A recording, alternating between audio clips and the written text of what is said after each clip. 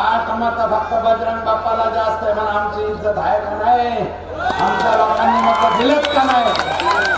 आणि आता फाकड्याला सुरेश असला बघा ना किती मत पडली आता. पण तुम्ही कसं म्हणता की इकडच्या मराठा समाजाने आम्हाला मत दिलं नाही? मराठा समाजाने मत दिले तुम्हाला, तुम्ही मान्यच करत नाही. आणि तुम्ही हाकेला गोंडच बाळ म्हणता.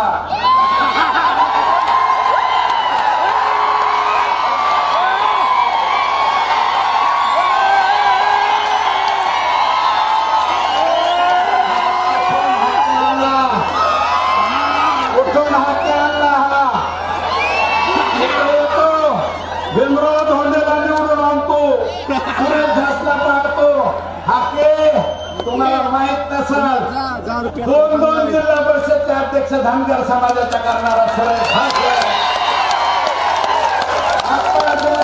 सदस्य करणारा मेयर, पंचायत समितीचा सभापती करणारा सुरेश, ओपन जागेवर वंजारी समाजाचा गोवर्धन सोनक, रेखा सानप यांना ओपन जागेवर निवडून आणून पाटोदा तालुक्याचा सभापती करणारा सुरेश हाके.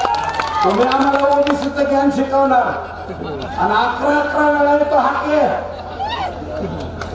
कुठून येतो, कसा येतो, आणि 50 आमदार आम्ही काढणार त्याच्या यादीत असतील भीमराव धोंडे यांना मते द्या.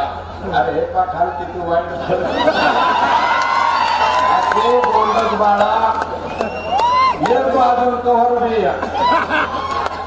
हाके महाराज नुसतं बोलल्यावर 5000 मत पडलेत माढा मतदारसंघात आणि 3,82,000चा कारभार हे आपल्याला निघाले. इकडं कुठं तिकडच भाषण करा. मी ओबीसी वगैरे असलं मला कधी मी शिवलं नाही हो. मी कोणत्या समाजाचं काय केलं नाही, कधी वाईट केलं नाही. अरे गुरव समाज माझ्या बरोबर, नाभिक समाज माझ्या बरोबर, सुतार माझ्या बरोबर, सोनार माझ्या बरोबर,